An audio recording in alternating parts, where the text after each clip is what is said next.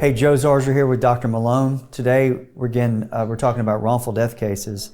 Specifically, we're talking about the difference between a private autopsy and a hospital autopsy. So let me be clear. We've got a medical examiner who's in charge basically in Florida of all the autopsies, right? We've talked about that in other videos.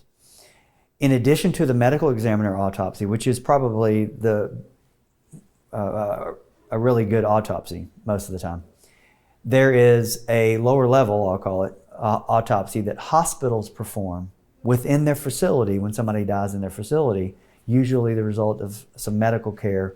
And that hospital autopsy, and this is me speaking cynically because it's my job to be cynical, right, and ask questions.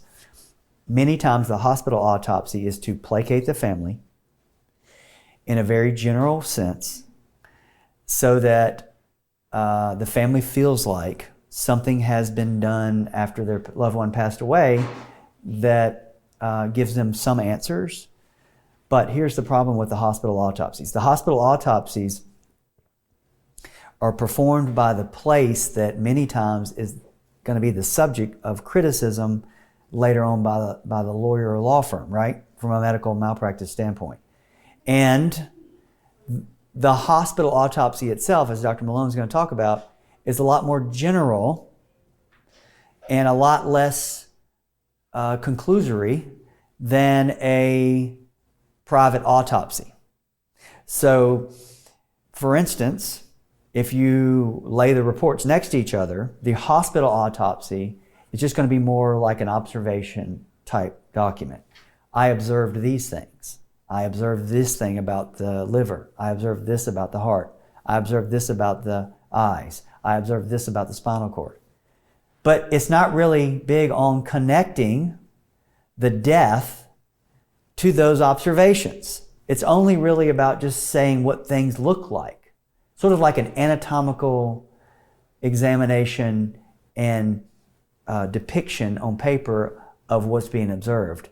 No analysis, or very little analysis, and certainly no conclusion about what the cause of death was, especially if that hospital would have to say that their people or their nurses or their doctors contributed to the death. So, generally speaking, Dr. Malone, what is the difference between a private autopsy that we've had done for clients, and we've actually had clients that come to us with a hospital autopsy, and then we have a private autopsy. And so we have a way of sort of telling you from cases what the difference is. But tell, from a medical standpoint, doctor, tell everybody what the difference is between a hospital autopsy and a private autopsy. So with the private autopsy, the individual or the company you hire through the firm typically is stepping into the position that the medical examiner would have filled, meaning they're just as thorough. And their conclusion at the end is typically a manner and a cause of death, okay? And that's the information that Joe's gonna need in pursuing a case. That's the evidence, that's the cause that you're gonna need on your behalf. What you don't get at a hospital autopsy is that, okay? You're gonna get a list of some diagnoses. There's gonna be medical terms that come out that say, oh, they had advanced end stage whatever. And that's what they're gonna say they saw either grossly while looking at the body or the organs, or upon looking under a microscope at parts of the tissue. And then they're going to couple that with, yep, this makes sense. They were in here for pneumonia, and their lungs looked like they were infected. This person died of, and it's going to say, full-blown sepsis with pneumonia. And that's going to be the answer. And they're not likely then going to look at, was there cancer anywhere else? Was there blood in the brain? It may not even look at the brain. So things like that get overlooked. They piece it together with what is already known in the hospital. So I again would say that this is probably an extension of the hospital care, meaning they're saying, yeah, this person is being treated for infection, let's look for an infection. You know what you're looking for, you're gonna look for that, okay? So the private autopsy is much more objective. And, I know in prior cases, we want them to tell us what they see, not this is what we want you to tell us. Said another way, the hospital autopsy is generally done by a regular pathologist who is not a forensic pathologist. So a regular pathologist, and he can speak better than I can on this, but I believe that a regular pathologist is trained to examine tissues basically and figure out what process, the disease process is happening within that tissue or organ. And then a forensic pathologist is supposed to do that plus decide what caused that problem to occur in the first place, right? And what was the cause of death? So the autopsy report you get from the hospitals many times is done by a regular pathologist, and it's just basically an examination of what the body and the organs and the tissues, right? And a recitation of what they look like. The forensic pathologist who does the private autopsy is doing more than that. They are doing that plus talking about the cause of that abnormality that was found and whether that abnormality that was found in an organ and a tissue actually contributed to or caused the death.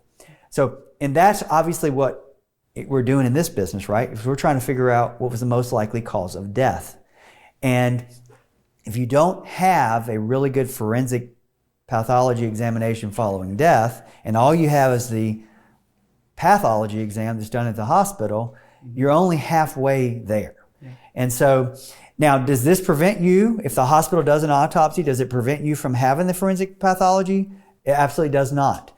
Because what they should have done after the hospital test is they should have preserved all the organs, they should have preserved all the specimens, and in fact, the hospitals do keep if they do decide to keep something, they usually keep it for a certain period of time. You, though, the lawyer on your behalf, many times has to ask for the specimens that were kept in a freezer or something in addition to the body and say, okay, I need all that transported to the forensic pathologist so the forensic pathologist can now look at everything, right? Even the specimens that were taken for microscopic examination or for gross examination later, and those should be analyzed by a forensic pathologist. Sorry. Well, and so the hospital one, I'm looking at an example here just for our own use here, it's got a list of what they call final pathologic diagnoses. It's a diagnosis list. The private autopsy is a summary of autopsy findings with a cause and manner of death. That's a good way to put it. So the pathological diagnosis is, here are all things that were going on in the body, right? And then the cause of death is done by the forensic pathology is that, and then further, what most likely the cause of death was. So you see how the difference is like night and day, especially from a lawyer standpoint and a case standpoint. That's why it's really important to have a lawyer involved very quickly after these things occur, so the lawyer can decide whether a private autopsy is necessary, which usually it is, and then we can make sure you get to the right forensic pathologist, and we make sure it's done correctly, and the notice is given to any potential defendants that are necessary to be given. So if you have questions about hospital versus private autopsy or wrongful death cases or autopsies in general, you can call us at 855-HIRE-JOE, or you can find us on the web at zarzaurlaw.com. Thank you.